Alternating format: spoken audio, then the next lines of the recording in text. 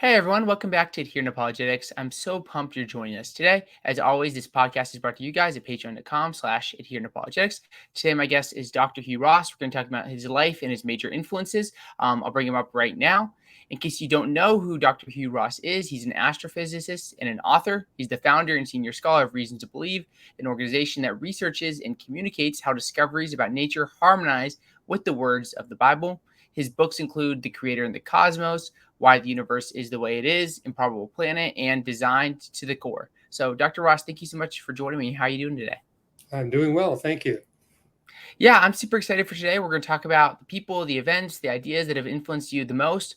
So, to get started, do you want to talk a little bit about like your story? So, how did you become a Christian, Dr. Ross? Well, I was born, raised, and educated in Canada. I didn't really get to meet any serious Christians until I started my postdoctoral research at Caltech. But I got interested in astronomy when I was 7 years of age. I wanted to know why the stars were hot. And so my grade two teacher took us on a field trip to the Vancouver Public Library. And I immediately began to read every book I could find on physics and astronomy. I was reading 4 or 5 books a week. And every year I would go into a different subdiscipline of astronomy. And as when I was 16, that I spent time studying cosmology, the origin and history of the universe. And that's when I realized of all the different models for the history of the universe, the one that was overwhelmingly fitting the observations was the Big Bang Theory. And I knew if the universe was Big Bang, it had a beginning. If it had a beginning, there had to be a cosmic beginner. And so, starting at age 17, I went on a quest to find that cosmic beginner. And I really didn't know where to look, but I thought a good place to start would be the philosophers that talked about the universe.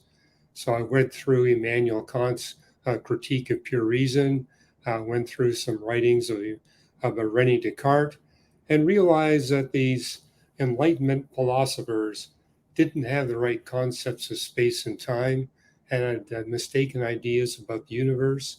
So I began to look elsewhere. And the high school I went to was filled with refugees from around the world. So a lot of my friends were saying, hey, why don't you check out Hinduism? Why don't you check out Buddhism or Zoroastrianism or Islam? So I began to go through the world's holy books and test them what I knew to be true from the latest findings in astronomy and physics. And I realized that the Hindu idea of a reincarnating universe that goes through multiple beginnings once every 4.32 billion years, that couldn't be correct. I found several contradictory statements in the Buddhist commentaries in the Quran and Baha'i and Zoroastrianism. And finally, I did pick up a Bible. And when I tell people I didn't get to know serious Christians until I showed up at Caltech, I did get to see two from 30 feet away when I was 11 years of age. And these were two businessmen that came into our public school and put two boxes on our teacher's desk and left without saying a single word. But in those boxes were Gideon Bibles. So at age 17, I began to go through that Gideon Bible. And typically studying it between midnight and 2 in the morning, secretly. I was aware that I'd run into quite a bit of ridicule. People found out what I was doing. So I did this all in secret.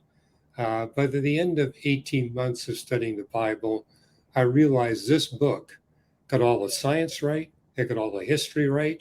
Moreover, it consistently and accurately predicted future scientific discoveries and future historical events. It also described teachings about God and the universe that couldn't be explained in the context of just length, width, height, and time. So I said, this message must come from a being that can comprehend reality beyond length, width, height, and time. And so it was those discoveries that motivated me to go to the back page of that Gideon Bible and sign my name. I mean, the Gideons don't let you off the hook. Once you're convinced that this book is true, they give you a place to sign your name, committing your life to become a follower of Jesus Christ and to allow him to be the one that runs your life. And so I did that at age 19. And I also recognize that becoming a follower of Jesus Christ is being committed to share the evidence that he does exist.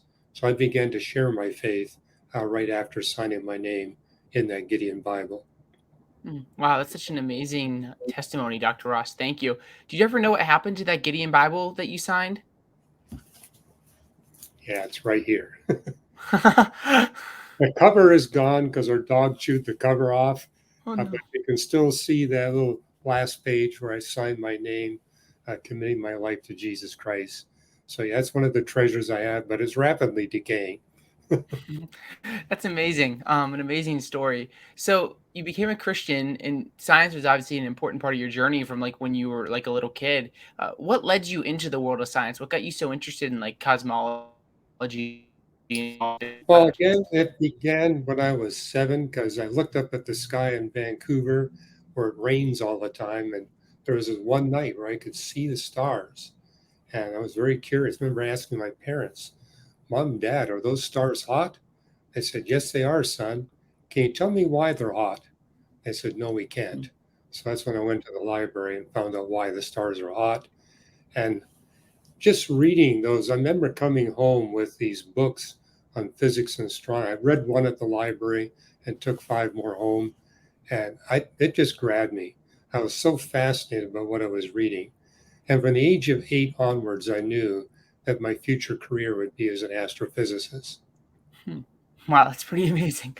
Um, what like in your journey, Dr. Ross, like who were some of the people that like influenced you the most? It seems like you had a good idea of where you were going pretty young. Like, but who were some of the people that influenced you and shaped you as you continued to like grow? Well, I was very impressed as an undergraduate with the work by James Clerk Maxwell. I mean, a lot of people think Isaac Newton's the greatest physicist that ever lived. Most physicists would say, no, it's Maxwell. I mean, he literally launched and put together the whole discipline of electromagnetic theory and thermodynamics. He died in his 40s from a stomach condition, but people looked at his papers. He was on the verge in the 19th century of discovering both quantum mechanics and relativity. Brilliant man. And he actually stimulated Albert Einstein in his work. And I was always admired his brilliance and his dedication to studying physics. Decades later, I discovered he was one of the top leaders in the Presbyterian Church.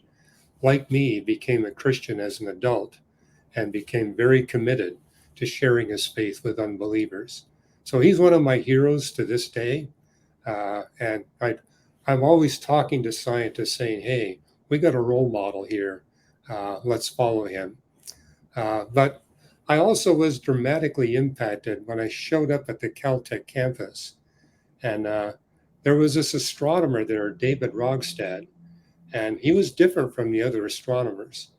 And I quickly discovered that he was a follower of Jesus Christ. But he not only believed the Bible, he lived it. And so he showed me an example of what walking in the power of the Holy Spirit is all about. He's the first serious Christian I got to know, and I credit him with helping me to find a Bible believing church. I was not able to find one in Canada, but he assisted me in finding one. So I'm attending a church between the Jet Propulsion Laboratory and Caltech. I began attending that church in my 20s, and within 7 months, they put me on the pastoral staff. I'm still on the pastoral staff at that church. And it was that church that helped me launch Reasons to Believe 37 years ago. Hmm. It's amazing how the Lord uses the little connections that maybe you think wouldn't even become something significant to make very big, like dramatic, like impact, like throughout your whole life. So that's amazing. What are some of the events that influenced you, Dr. Ross? Like what happened, like what has happened, like through the course of your life that's really shaped you? Well, I'd also like to give credit to a grade 1 teacher that I only had for 6 weeks. At Huh. the end of the school year, our family moved, and I was failing everything in grade 1 because I wasn't talking, and I had a disability where I couldn't make a pencil, make numbers or letters. I was literally failing everything. But it was that teacher 1 week before the end of the school year said, stay after school. She waited till all the other pupils had left and said, I'm going to ask you questions about these books. You don't have to say a word, just nod your head for yes and shake your head for no. And she had determined that I had read and understood the 30 books on her desk. And so she said, I'm going to talk to the principal and see if we can get you into grade 2. So I got into grade 2 thanks to that teacher. I was seated in the last chair of my grade 2 classroom, but by the end of grade 2, I was in the first chair because by that time I could make letters and numbers. And I said, hey, if I don't start talking, I'm going to be in trouble again. So I forced myself to talk. And decades later, when I visited my parents, I was 34 years of age, and said, your grade 1 teacher wants to have tea with you. I thought, this is weird. I only had her for 6 weeks. Why does she want tea? And I went over to her apartment, and when she opened the door, I saw a wall with newspaper clippings on me. She had followed my career from grade 1 all the way up. And over tea, she said that she was a follower of Jesus Christ and said, from the time that you were 6 years of age, I've been praying that you would use your science for the glory of God. She had no idea I'd become a Christian. So you can imagine the celebration we had over that tea. That's an amazing story of like God's like handiwork like in your life, Dr. Ross, like from the beginning in ways that like you or that woman like had no idea what would happen. I don't know. I just think that's super amazing and inspiring to just hear. Although it wasn't for that teacher, I would have had to repeat grade 1. And who knows, I might even have had to repeat it again because at that time, there was really no knowledge about what the autism spectrum disorder is all about. And it could have really seriously handicapped my development. Wow. So as you progressed in your career, Dr. Ross, and you became a Christian, what were you reading and like what were some of the books that like shaped you the most as you've continued to like grow in your faith and whatnot? Well, people always ask me, what's your favorite stuff to read besides the Bible? I said, well, scientific journals. I remember I was on an airplane once reading the Astrophysical Journal, and the woman beside me said, what do you read for fun? I said, well, this is what I read for fun. Because I get so excited about these new discoveries in science that make a stronger case for my Christian faith. I mean, for example, every week I write an article called Today's New Reason to Believe, where I take some scientific discovery from the past few days, published in scientific literature, and explain to lay people how this gives us a much stronger case for our Christian faith. So that's my favorite thing to read. And I wish I had more time to read. I wish I had more time to write. I mean, if I had the time, I could put out 10 articles a day because that's how many research papers are being published that make a stronger case for our Christian faith.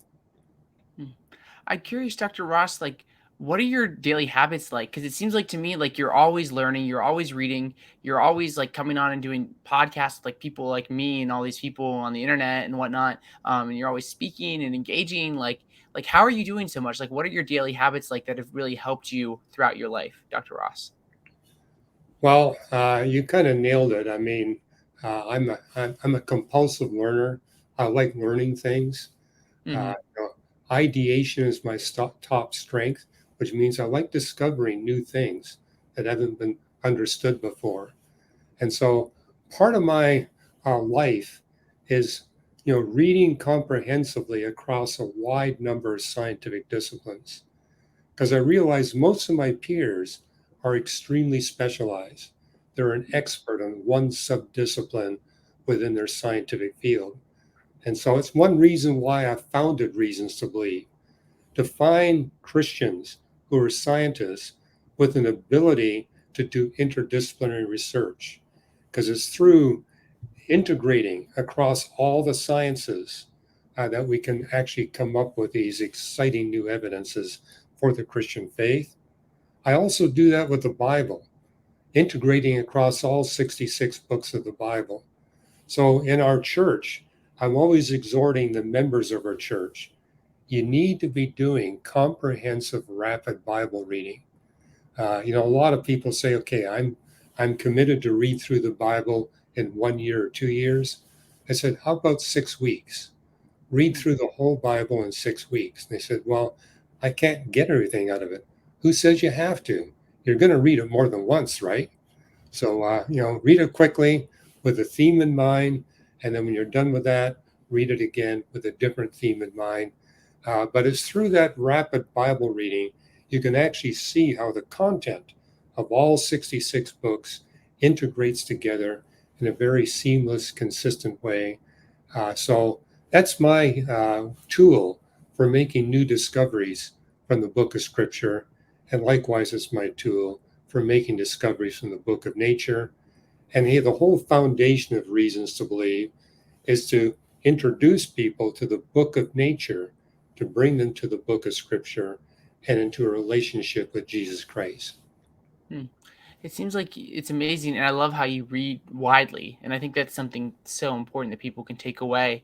What about like with like your work and like your work ethic and things like that? Are there things you've learned about maybe like finding like time, like maybe isolating an hour or two a day to like write, or like are there things like that that have helped you like throughout your career and your journey? Yes, one of the great challenges is getting the time to do the research and writing.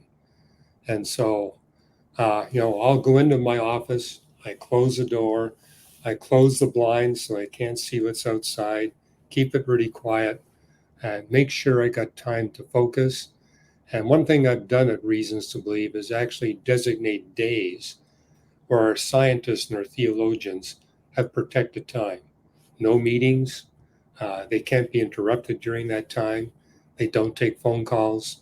And so that's been a help, but it's still a struggle because things come up that are emergencies. And so it's like, okay, we're going to have to interrupt your writing time. And what I tell our scientists and theologians, grab whatever time you can. Mm. So, if I walk into a bank and there's 25 people ahead of me, I say, wow, it's going to take me probably half an hour before I get waited upon. But that's when I haul out my laptop and begin to actually do some work.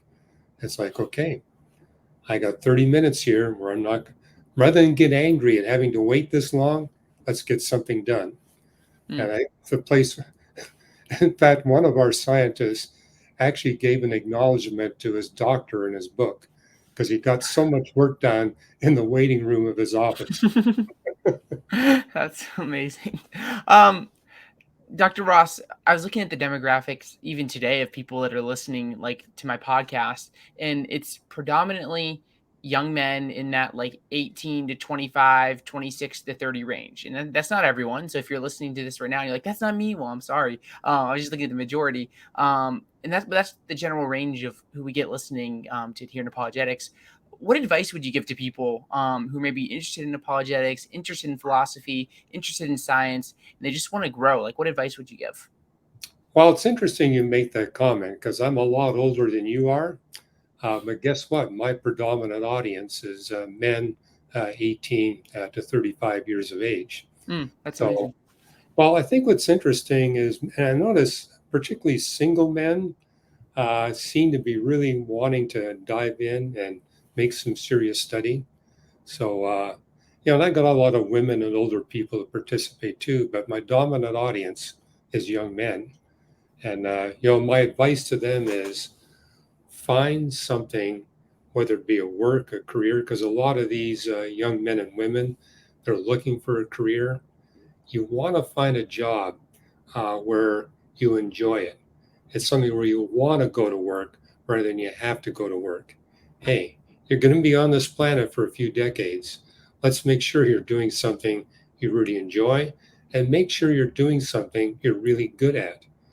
And so, what I notice in Paul's writings in Corinthians, he makes the point that every one of God's followers has a gift where they can do things that most people can't do, but they also have handicaps and deficiencies. What I love about Paul's writings, he says, God wants to get glory through your deficiencies and your handicaps.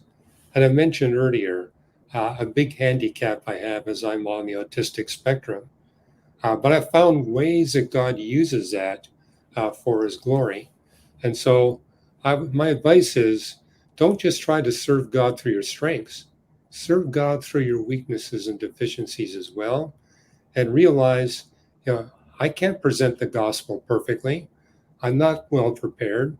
If God was worried about that, he would send the angels. Instead, he tells the angels to sit down and he uses us human beings. Why? Because through the sharing of our faith, as it says in First Corinthians, we're to always look for opportunities to share good reasons for the faith and hope we have in Jesus Christ and do so with gentleness and respect. And it's through those opportunities we see our character being transformed in the image of Christ. So, what's the secret to living the Christian life? Sharing your faith and getting good feedback from other Christians and the non Christians you share with. I always make it a point when I see that things don't go as well as I had hoped. Can you tell me where I was arrogant or obnoxious in the way I shared my Christian faith? I've discovered non Christians are really eager to tell you. That's awesome. That's a good tool even for myself. Dr. Ross, thank you so much for coming on today. I've really appreciated you and your time and just everything that you're doing through your work and through Reasons to Believe. Is there any like last thoughts or things you want to share before we wrap up here? Well, keep in mind that we're headed for the new creation. And the new creation, we're going to be rulers and judges and teachers over the angels and everything else that God has created. And in preparation, we are the recipients of God's grace. The angels watch the grace of God. We experience the grace of God. And as Jesus said, in this world you'll have tribulation, but take heart, I've overcome the world. The tribulation is actually an important factor in preparing us for future careers and roles in the new creation. So just be aware, God is doing a mighty work in the life of every believer. And for the unbelievers that are out there, put it to the test. That's how I came to faith in Jesus Christ. I saw what Paul wrote: test everything, hold on to that which proves to be good. So I think this is the way we can encourage people that are not yet followers of Jesus Christ. Put it to the test, and that testing doesn't stop. I'm still testing my faith on a daily basis. It's through the testing of my faith I can develop a stronger faith. Well, Dr. Ross, thank you so much for coming on today. I've left inspired, and I'm sure many people listening will as well. I'll leave a link down below where people can follow you, connect with you, things like that. And yeah, thank you so much for coming on. This is here in Apologetics. I'd encourage people, if you're new here, to like, subscribe, all that fun stuff. And if you like videos like this, where we're kind of looking at like the life and habits and events of great thinkers through our generations, be sure to check out the playlist down below. But Dr. Ross, thank you so much for coming on today. I really appreciate you and your time. It's been my pleasure. Thank you. Have a good one, everyone, and God bless.